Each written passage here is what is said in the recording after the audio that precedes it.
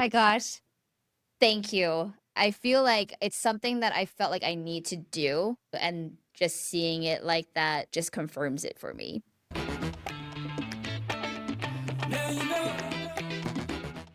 Welcome to another episode of Smarter Podcasting with me, your host, Neil Mackay, the podcast guy.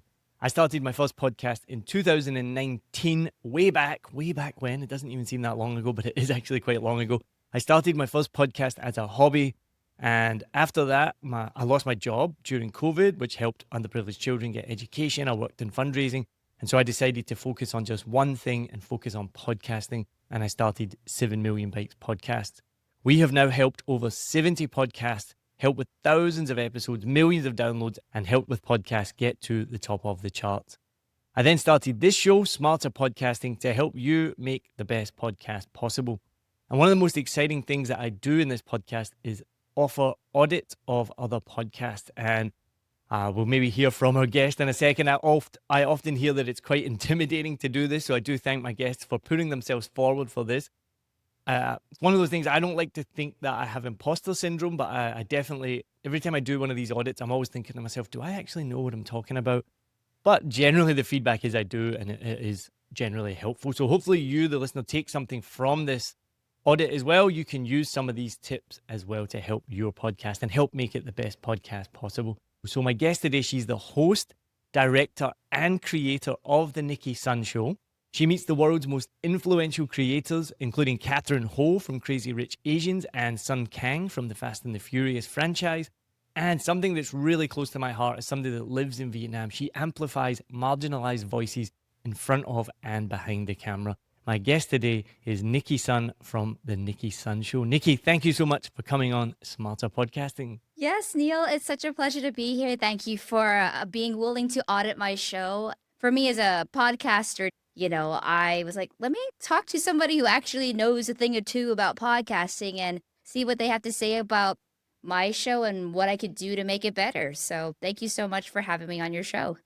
You are very welcome. So this is Smarter Podcasting, and I'm here to do an audit of the Nicki Sun Show. So first of all, I start every one of these podcasts with some questions, okay? And I'm excited to hear your answers to this because we just talked about your experience, and I can see on camera right now, if you're watching this podcast on YouTube, if you're listening, you won't be able to see it, but I can see a big road logo right there in the corner of your screen. So what equipment do you use to record with?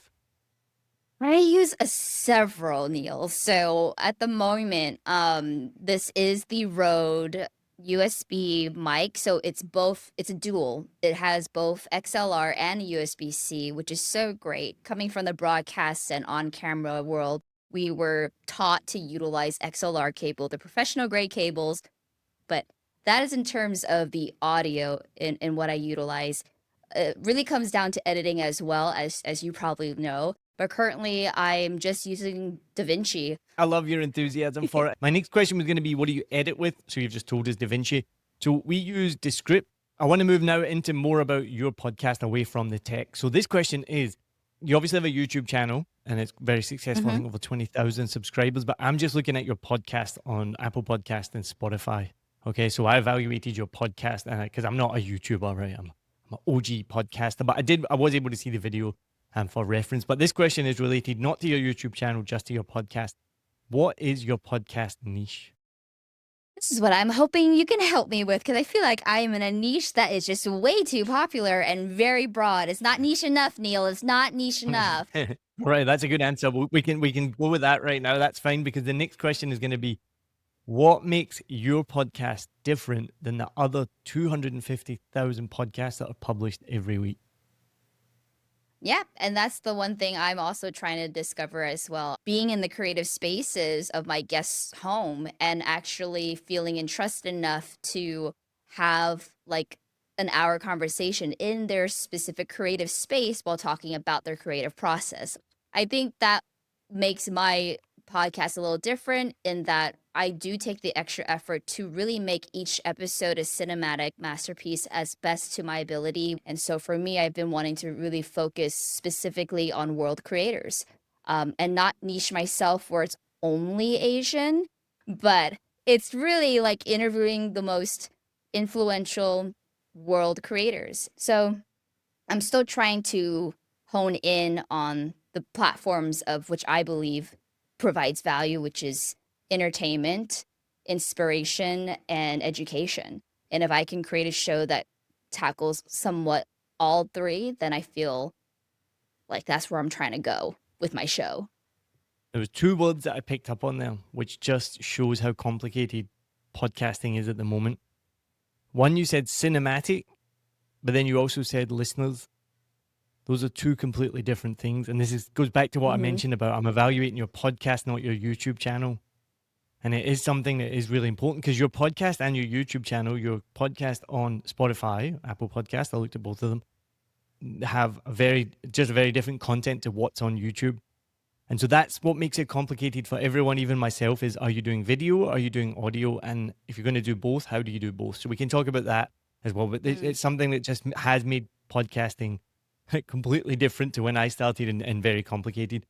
So two more questions, very quick answers. What is the goal of your podcast? I think you've kind of touched on it. So just very briefly, quickly, what is the goal of your podcast?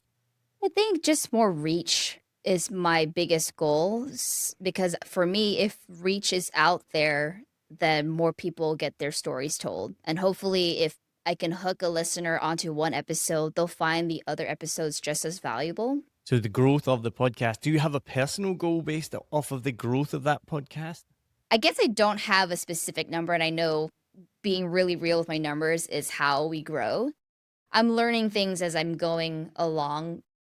Podcasting is fairly new to me. Video is not. So you're mentioning like video. So like, yeah, I'm definitely video first, and then audio platforms like Apple and iHeart and Amazon are really not the top of my radar. So the definition of describing and categorizing my podcast is kind of where I'm a little stuck because it is a podcast, but it's a visual podcast for filmmakers by filmmakers. So, of course, I want it to be visual. So, I guess that's where I'm all over the place, Neil. So I think everything I've got to tell you doesn't count then because you're making a YouTube channel. No, I'm kidding on. I think both can coexist, and there's a couple of things that you can do. Last question is, what lessons or values do you want the listener to come away with at the end of each episode? I'd love for listeners, when they listen to the Nicki Sun Show, to feel inspired to go out there and create. So I just hope every listener not only feels inspired, but there's a tangible reason that moves them to action for resources. So I just hope to be a resource and inspire at the end of the day. I like that. You said moves them to action. So we're going to touch on that in a little bit as well. So let's get into your podcast now. Those are my questions I ask everyone at the start of every audit. So I listened to your latest episode with George Shaw, which was posted in October 2024. So right now we are in May 2025. So this podcast is now clearly on a long pause right now. So you've not published in 8 months. Is that right? Well, I don't know. Well, I'm asking you, is that right? I know that's right. If I may be fair, I was taking a hiatus to plan my wedding. So we all got stuff to do. We all got stuff to do in life. But anyway, so the podcast is on a long pause right now. But even before that, you made 11 episodes in total in a year. So less than an average of one a month. So it's something we talked about before we had set up this call, before we did this meeting. And I think everybody reads about it. The biggest thing when you do restart, and the biggest thing in podcasting, is consistency. So it has to be on the same day, the same time, the same cadence all the time. Now, you mentioned that at the beginning as well about doubling your output. So I imagine then you were meaning going from 11 episodes in a year to 22 episodes in a year, which would average about one every 2 weeks. That's the minimum. One a month is just not enough. Once every 2 weeks, I still don't think is enough. I think it needs to be really once a week to really, that's what the algorithms want. That's what the audiences want. To really build on your audience, it needs to be at least once a week. So again, looking at your cadence as well, you did 3 in the first 3 weeks in 2023. Great. Then suddenly you changed to 1 every 2 months. So out of the biggest thing of this whole audit is getting your consistency and I would focus on one a week. Now, as well, you mentioned about obviously the visual storytelling and the cinematic experience. I think at some point you need to make a choice of time versus publication, right? So you're a solopreneur, right? I think you don't have a team or anything. And even if you do have a team, to put out one episode a week is so much work. But it is something that I would really, really advise on. So talking about that cinematic experience or the visual experience, video just adds so much complexity to it. Like we kind of talked before we started, you got to do your hair. I had to go make sure I had my hair done properly before this episode. I got to make sure all the lights are done and they're still not done properly. But it adds so much more complexity to it. But I would think about how can you make that process so much simpler that you can just record an episode easily and get at least every 2 weeks. But I would say what you could do to get to every week. Okay, I can do that.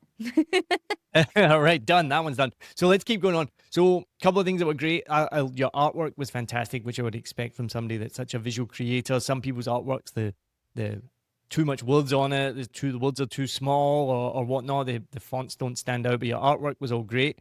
The name is great. I had a big think about the name because there's a thing in podcasting. Like I changed the name of my podcast just on the public facing things. It's still called a Vietnam podcast, but I took some advice and I dropped the A.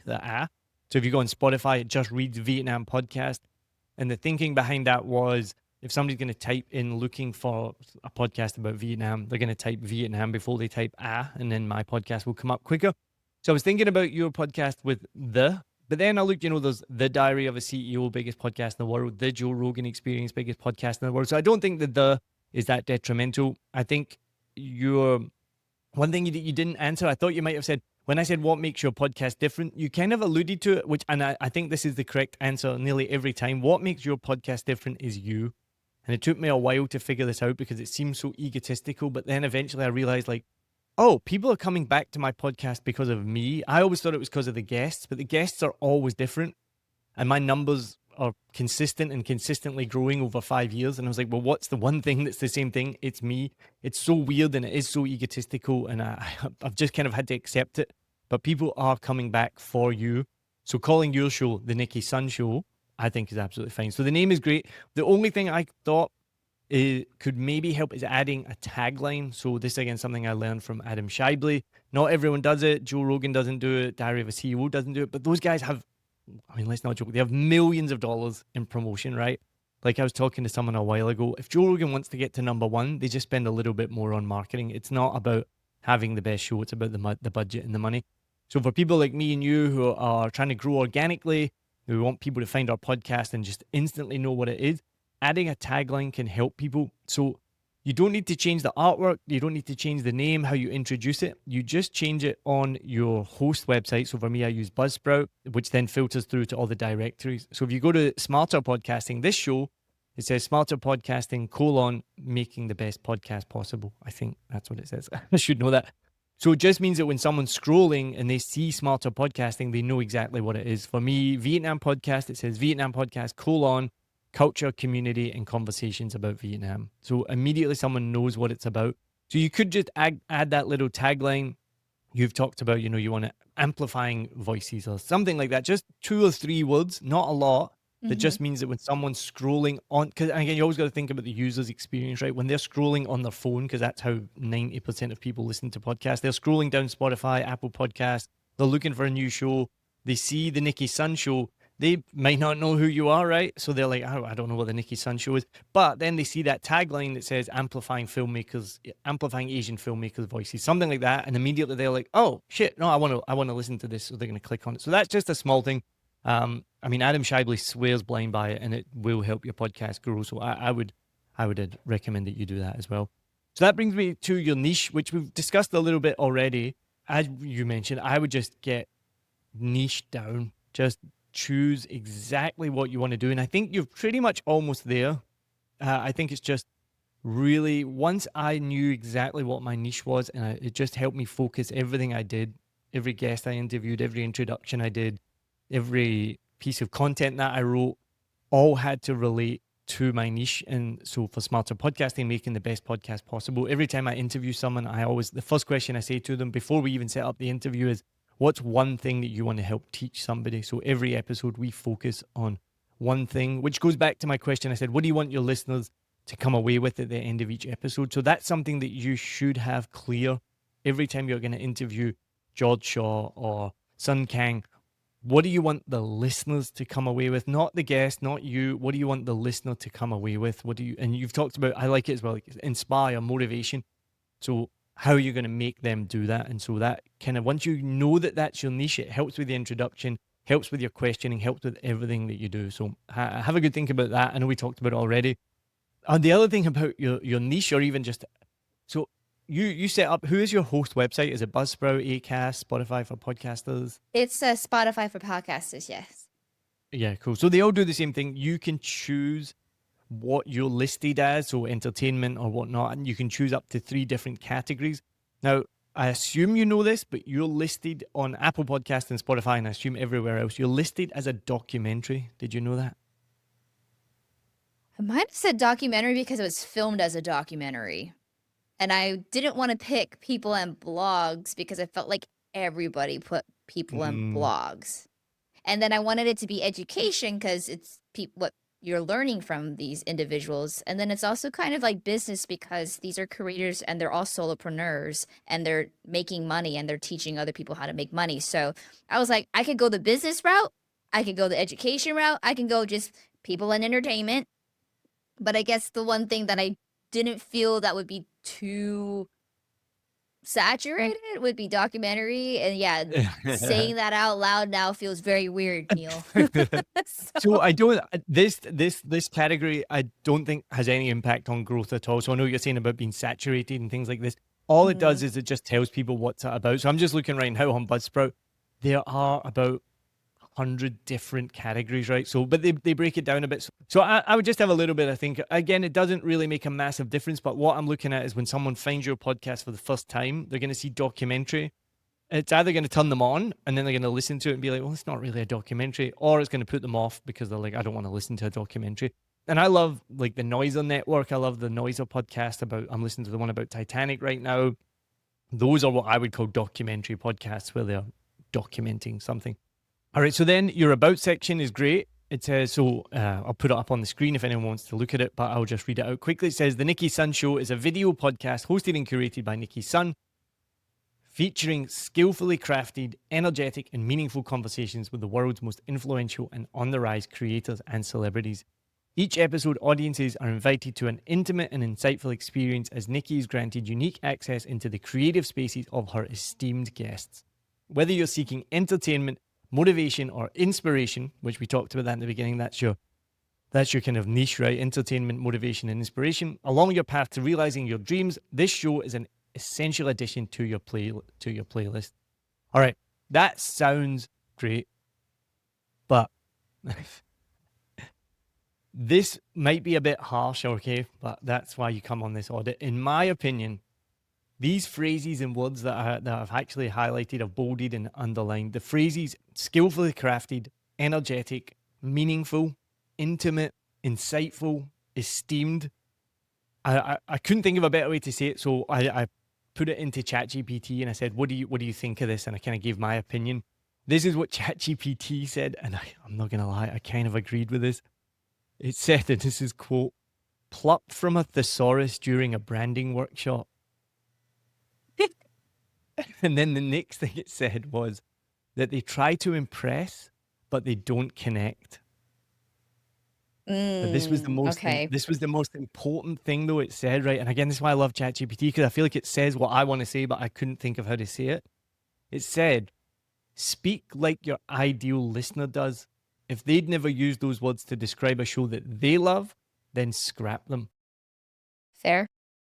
Very fair. Yeah, so sorry, it's a bit harsh, and I think it's a beautiful intro, but I thought when I read it, I was like, the thing I thought was airy-fairy. It seemed a bit like airy-fairy to me. So I asked ChatGPT, could they redo a draft? And I'll show this right now on the screen. I'll share this with you. This is what ChatGPT came up with based on my feedback, and I thought this was perfect. It just said, the Nicki Sun Show is where creators open up, host and producer Nicki Sun sits down with influential and emerging talent to have real, engaging conversations about their work, lives, and creative journeys. Each episode brings you inside the spaces where ideas come to life, offering honest insights, candid moments, and the kind of motivation that sticks. If you're chasing big dreams or you just love a great behind-the-scenes story, this show belongs in your rotation. So that, and now I'm reading it, I'm like, it's not perfect, but it just gives you an example of what I'm talking about. Yeah, no, already immediately helps. And I laugh because my first introduction was helped by ChatGPT. So I'm laughing because it's criticizing itself. And obviously, yeah, I put that up really quickly, but I'm like over the years or over the episodes, I'll actually be able to hone in. So you just reminded me that I actually need to do that because again, I've been focusing so much on YouTube that I Yeah. don't look at anywhere else that my description has come up, and it just puts me in this like I don't know what to do. I'm like so paralyzed because I don't know what I need to be filling so much words in the description box, or is maybe one line enough? I don't know. So that helps a lot, knowing that tidbit of if it's not something that you would describe a podcast, it doesn't belong kind of in your description because it's just too much.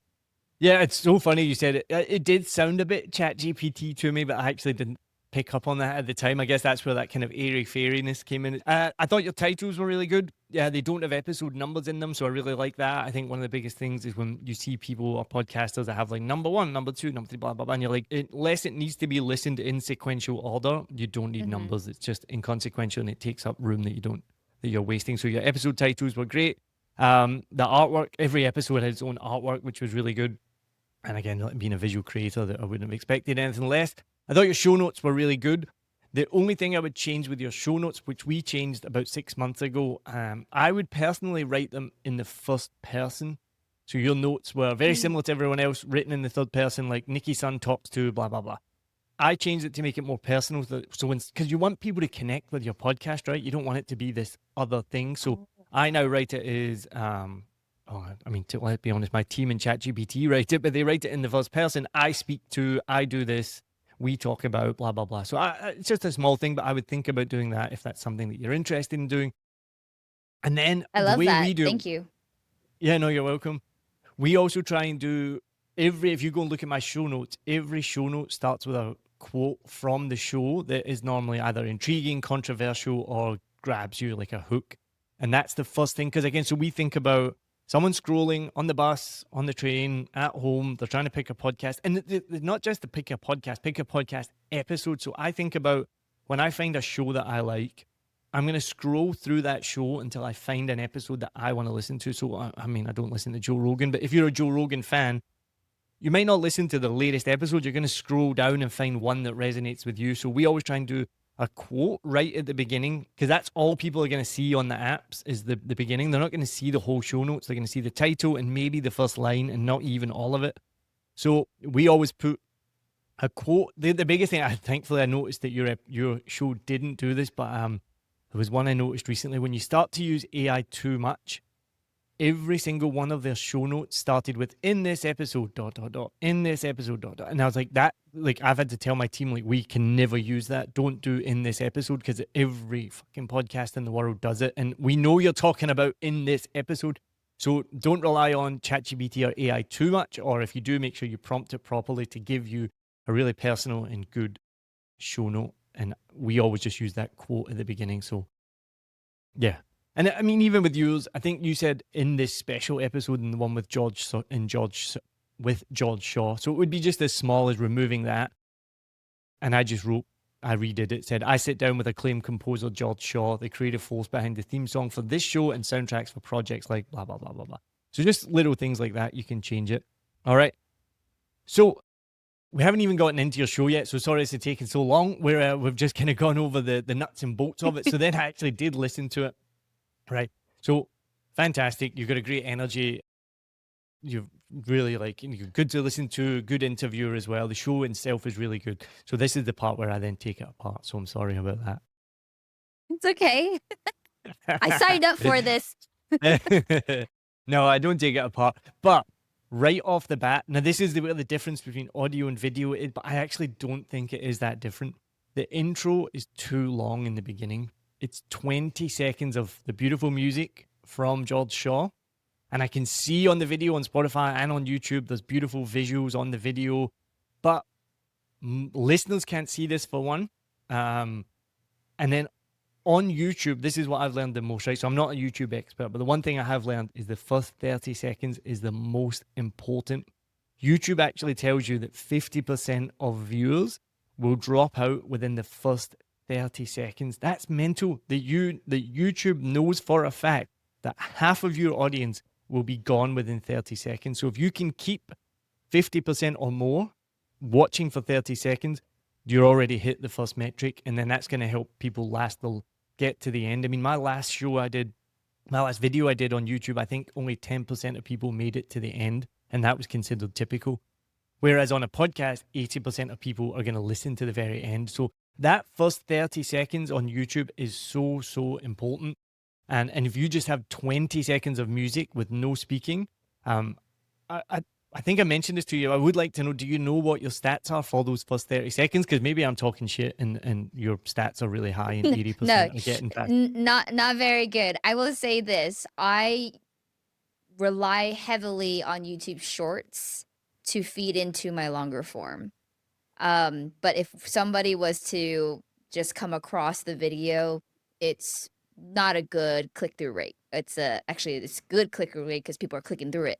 So I would say, like, yeah, not in that aspect. So I think it is important for me to recognize, do I do two different files then? One for YouTube versus,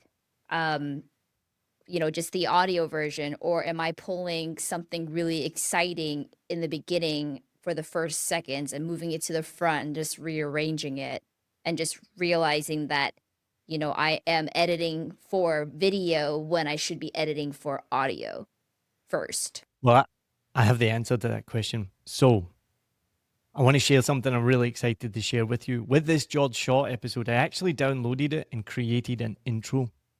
And I want to show you how we do it. So this is what we do with all of our episodes. So I took 3 comments from George. I put them at the beginning of your show. I added subtitles. So we always add subtitles only for the first 30 seconds, not for the rest of the show, just to help grab people's attention so we might not have audio on and then suddenly they can read it and they're like, oh, wait, hold on, let me turn the audio on. I added a waveform to it to just add a bit of visuals. So this is just 30 seconds long. I moved it. The picture's all blurry because I just downloaded but watch my first 30 seconds intro for your podcast with George Shaw. You can write great music, but if you don't know how to tell stories and how to follow the dramatic arcs of a story, you're not going to be able to collaborate with filmmakers and storytellers. When you were composing the theme song for the Nicki Sun Show, what is your process to pull certain sounds? I've always felt you were just such a positive, energetic person, as I wanted to capture that sense of your personality in the music. I think most people of our generation who are Asian American and grew up with immigrant parents, there was no one that we could point to and go, I want to do what they're doing, who is also Asian. Oh my gosh. Thank you. I feel like it's something that I felt like I need to do, but I was so in my head about, I started my show with 20 seconds of this. I need to kind of stay on brand, and that's my thing now. And just seeing it in this way, like, I'm actually more, not to just say it's just because it's me, but I'm excited to listen to this episode because it's like, okay, you touch on identity, you touch on music, which is his career, but it's also like, why I matter in this conversation is because he composed for me, and why he matters because he composes for other things. So it allows me to just get a feel of, like, do I want to watch this episode? Do I want to listen to this episode? Should I listen to this and be fully concentrated on my commute back home for this? Or can I watch this in the background while I'm doing something? Like, it allows, yeah. So I know that's what I need to do. And just seeing it like that just confirms it for me. I'm literally covered in goosebumps, like head to toe, because I'm really excited to show that with you. And what you notice, like, I chose those clips on purpose because it highlighted you, highlighted your energy, talked about the music, it talked about the Asian American experience and how they're undervalued or underrepresented, sorry, not undervalued. And And I think that first 30 seconds, again, it encapsulates the episode. And for me, it hooks people that they're going to be like, uh, even like I talked about that, if you can get listeners past that first 30 seconds, right? That's 30 seconds. They haven't even known it because they're just like listening to it. That's also a short there as well, by the way. That's one of your shorts you can take. So we take the hook and we make it a short as well. So it doubled up. So it's not just that. So yeah, there was a bit went into that and adding the captions and the waveform just to kind of grab people's attentions. And that works for audio and video because we do the same. If you listen to that on a podcast, and so what I wanted to mention is everyone goes on about Diary of a CEO. I mean, it's one of the biggest shows. I don't understand why. I actually don't like it. I listened to it again yesterday preparing for this audit, and I just think it's so boring and I don't really feel what the value is in it. But everyone references it. It's massive. And so I had a look at their intro. Their intro is 1:30 on the episode I watched, which was with Chris Eubank Jr. 1:30 long. That was just a 30-second hook. We only ever do 30 seconds. They do 1:30 before he even starts the show. Then he has a call to action to follow on the app that you're listening, which is great to help grow your audience. Tell them to you don't even need to say Spotify, Apple Podcasts because there's 30 different apps. So he just says, follow on whatever app you're listening to right now. That lasts for 45 seconds. So the actual show itself doesn't start for 2 minutes and 16 seconds on the Diary of a CEO. And I do look at them as everyone looks at them. I mean, he's huge, probably because he's got a lot of money and spends a lot of money. I don't think it's because the content is that good, to be perfectly honest. But they do know what they're doing. So I do generally look to see what other big podcasts are doing and then just copy that. And we can do that on a budget as well. Like they spend $50,000 an episode or something like that. You know, that intro I made there, which I'm really, really proud of, took me probably 10 minutes to make using AI tools and my experience as well, obviously, as well, which you can't really put a time on, but that was that. So I really hope you enjoyed that intro. Going forward, I would add, if I was editing your podcast, I would put an intro at the beginning to grab people's attention and get people listening. I appreciate that, Neil. Thank you for taking the time to really do that. It makes me feel as someone you're just auditing to, and we just like met last week, that you deeply care, and to pull those sound bites, it really makes me feel like you got the essence of what I'm trying to do. Like, it's the identity, it's their career, but it's also like, how am I involved in this too? Otherwise, you don't need to call it the Nicki Sun Show. So you nailed it. Thank you very much. Nailed it with Neil. That's my next podcast. I know. I was like, that's your next podcast. So I'm still not finished. But it gets a bit nitpicky, but this is a really nitpicky thing. One thing that you said right at the beginning, which I loved, you identified the listeners as sunshines, which that's something that's known to give your listeners a name. I'm not really good at it at all. For a while, I called my Vietnam podcast listeners the Bop Sao Dares, and then I just forgot about it, and I don't do that anymore. It's great, though. It is a known strategy to give them a name. But one thing I learned from a podcast guru called Mark Steadman, which I still try and live by to this day, is try and talk to just one person, because at the end of the day, everyone consuming your content, whether it is video or audio, generally 99.9% of people are doing it by themselves. They're in the gym, they're doing the dishes, they're in the car. They're not doing it with a group of people. So he said, always refer to that one person, which is sometimes really difficult to do. For you, it would be a small thing. So you said, hello, sunshines. You could just change it to hello, sunshine. So you're just talking to one person. It's really difficult to do. Like, I sometimes trip up when I'm doing my podcast and I'm like, in my head, I'm like, how the fuck do I refer to one person? Because you're just used to referring, and especially if you're from a TV background, right? You're used to whatever. I think it's probably similar on TV, on like broadcast TV, broadcast radio as well, because at the end of the day, it's the same concept. Maybe TV is different because you might be watching with your family and things like that. But it's just a small thing. I did notice there's a really good YouTube channel by a guy in Australia called Spanion, and he does it amazingly. He talks to the camera, but he is talking to you. You watch it and you think he's talking to you directly. And it wasn't until after I learned this, I was like, that's what he does really, really well. He's creating that one-on-one connection with you specifically. So that's great. Right. So moving on for that. The other thing you said, again, just being really nitpicky, you said welcome back. This is just a small thing of mine. I try not to say welcome back. I just say welcome, because we all in the beginning think that everyone's listening to every episode, watching every episode, so they're all coming back to it. But thinking about our own experience, we kind of scroll down and you find the episode that you like. So you might not be coming back. So you might just be listening for the first time. So it's just such a small thing, but I think it kind of alienates new listeners who don't feel part of the club when you're like, welcome back to the show. And they're like, I've never been here before. So just things like that. That's just a small one. You introduce the name of the show, which is perfect, which implicitly means your name. So you don't specifically say, I'm Nicki Sun. I would say I would recommend that, but it's kind of implicit because you say the name of the show is the Nicki Sun Show. You introduce the guest really well by building up who he is. You say he's the composer of the intro music, and then you give his name. But to make the intro even better, and if you can now you might start thinking back to how I introduced this show and you. I follow the same template every time. I have it written down, but I know it in my head now. And again, this is just from learning from other people. So I introduced the show. So I said, welcome to Smarter Podcasting. I'm your host, Neil Mackay. Then I say who I am and why I'm the guide. So this is really important. Why are you the person to share this? So if I was like, hey, I'm Neil Mackay, this is a finance podcast, I've never worked in finance, then you would turn off right away. Like, I'm not the finance guy.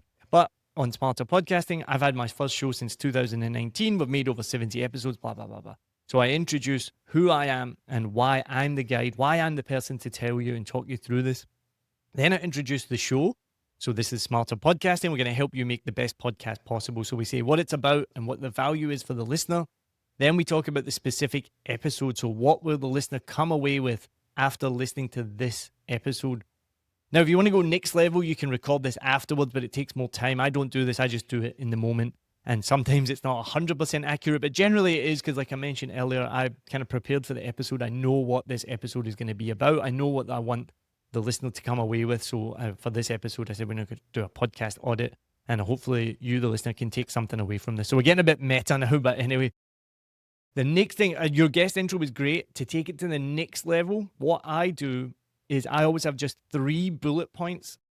You had 1, which was great, because sometimes I've heard people almost read out their whole CV. Like 25 years ago, they spoke at a conference in Istanbul about blah, blah, blah. And you're like, no, I don't need the whole CV. 3 bullet points is enough. Build them up, then say their name. So for you, I was like, you're a host, director, you amplify voices. I can't remember off the top of my head my third thing, but I did have 3 things written down for you. I went 1, 2, 3. My guest today is Nicki Sun. And so you build them up. So that I can share that template with you, or I have it on my website. I'll share the blog post with you. It's just a small thing, but when I started doing that, the difference was almost immediate. And the difference was mostly from people like yourself, the guests. The biggest feedback I would get from people would be like, wow, that's an amazing introduction. Thank you so much for that. So it makes the guests feel good, which then sets up for a good episode as well. All right, so still got more to go. So getting into the episode now. So we've not even got past the intro. This is why I do love these audits. I do spend a lot of time. I probably spent an hour or 2 before I even got past the first 30 seconds, 60 seconds. But getting into the episode, the quality is great. You obviously know your stuff. You have great equipment. You're in his studio for this episode, so the microphones are great. The settings are great. One of the things I normally listen out for is crosstalk, where there's talking or noises in the background, or people are talking at the same time, which you would be surprised to know how often that happens. Thankfully, that doesn't really happen in this at all. You guys are really good. You let each other speak. But you did do what lots of people do.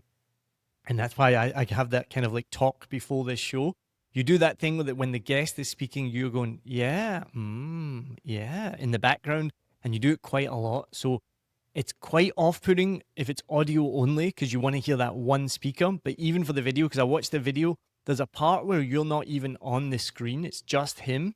But you can hear you in the background going, Again, this is so normal. We all do it.